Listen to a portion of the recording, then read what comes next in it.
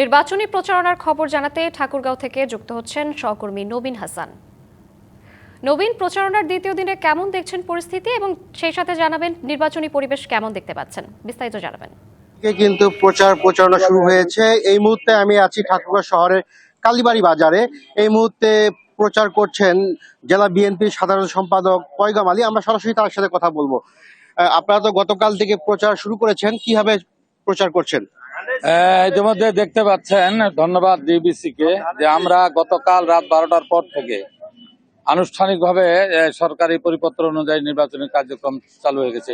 ইতিমধ্যে ব্যাপক আকারে গোটা সিটে, গোটা জেলায়, বিশেষ করে এই মহাসচিবের আসনে ব্যাপক আকারে আমরা প্রচার প্রচারণা করছি। মানুষের হাউস টু হাউস যাচ্ছি।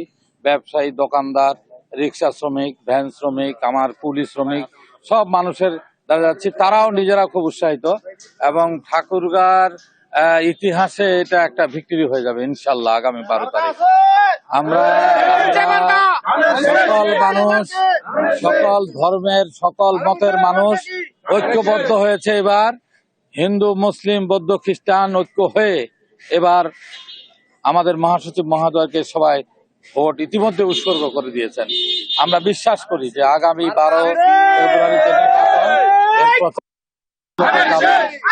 আগামী দিন যত যাবে আবারও বৃদ্ধি পাবে। বিদেশ থেকে দেশে রেমিটেন্সের টাকা আসে নিরাপদে, তাই আজই আপনার আপন।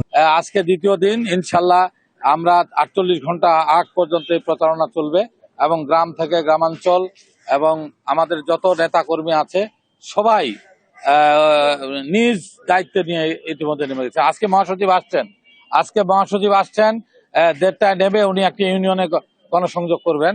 কথা বলছিলেন আসলে জেলা বিএনপির সাধারণ সম্পাদক পয়গাম আলী। তিনি বলছিলেন যে বিএনপির মহাসচিব মির্জা ফখরুলের পক্ষে তারা প্রচারণা নেমেছেন এবং আজকে বিএনপির মহাসচিব ঠাকুরগাঁয়ে আসবেন এবং তিনি 29 তারিখ পর্যন্ত ঠাকুরগাঁয় বিভিন্ন এলাকায় তার নির্বাচনী জনসভা করবেন।